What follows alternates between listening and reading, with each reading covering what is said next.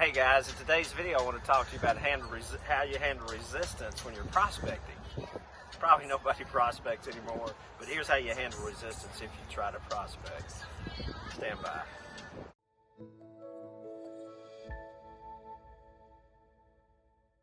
Alright, when you get resistance in a relationship, don't push, fall back. Just give you a quick story. I never had this happen but one time, but I knocked on this lady's door. And she came to the door, opened the door, and she stomped her foot and said, "Get off of my porch."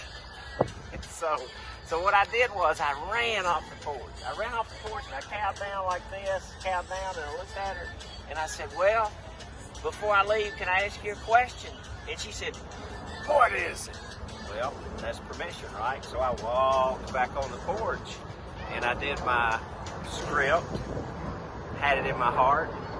Been a long time ago, but basically at the end of it I said, "Would you like to set an appointment for me to come back and talk about these things?"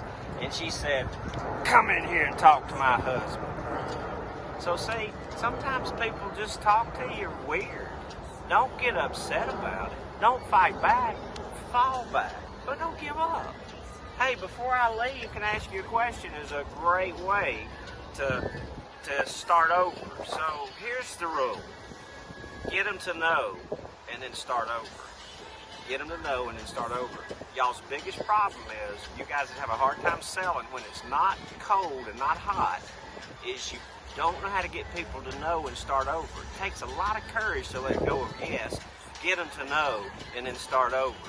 I got another story at another time where the same strategy worked with the CEO and president of a really large company in a totally different industry. Hey, I hope this helped you. Go to my website, Daviston.com. There's plenty to read, plenty to look at, plenty to watch. You learn a lot by going there. A lot of it's free. Hey, thank you for watching. I hope this helps you. God bless.